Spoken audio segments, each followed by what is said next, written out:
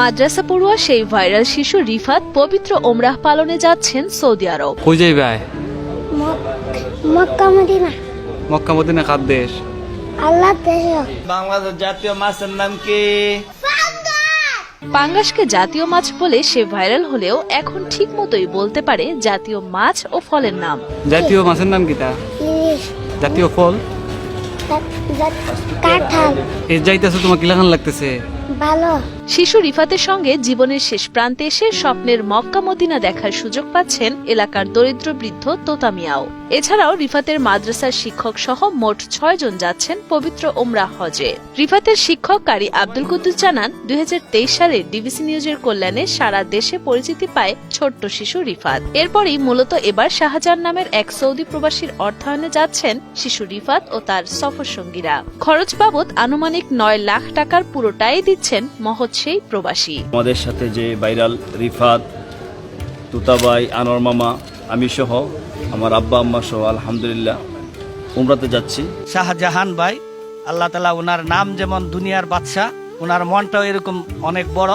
ওনার উসিলায় রিফাত সহ ওনাদের টোটাল 6 জনকে ওই মাদ্রাসার রিফাতের হুজুর, আনোয়ার মামা, তুতাবাই এবং তার আব্বা আম্মা সহ এই 6 জনের সম্পূর্ণ খরচ উনি বহন করতেছেন। সর্বপ্রথম কিন্তু ভিডিও ডিবিসি নিউজ থেকে আলহামদুলিল্লাহ আপনারা প্রচার করেছিলেন সর্বপ্রথম।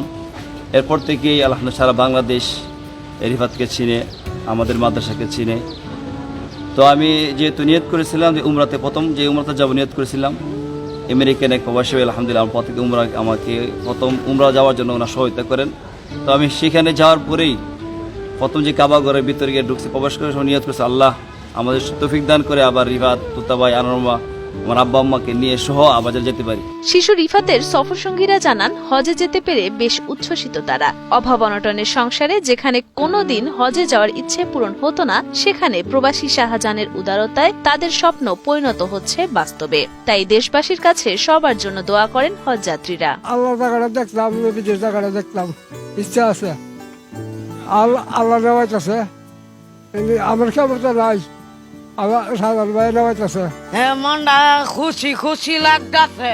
সবকিছু ঠিকঠাক থাকলে 3রা ডিসেম্বর রাতে সৌদির উদ্দেশ্যে শিশু রিফাত ও তার সফর সঙ্গীদের দেশ ছাড়ার কথা রয়েছে। আঞ্চলিক পাসপোর্ট কার্যালয়ে পাসপোর্ট আনতে গেলে মোহাম্মদ মনিরুজ্জামানের সঙ্গে দেখা করেন শিশু রিফাত। গত 2রা ডিসেম্বর তাদের হাতে পাসপোর্ট তুলে দিয়ে সুনামগঞ্জ আঞ্চলিক পাসপোর্ট অফিসের সহকারী পরিচালক মোহাম্মদ মনিরুজ্জামান জানান, গ্রাহকদের ভোগান্তিহীনভাবে পাসপোর্ট সেবা দিয়ে যাচ্ছেন তারা। সুন্দরভাবে পাসপোর্ট হাতে পেয়েছে।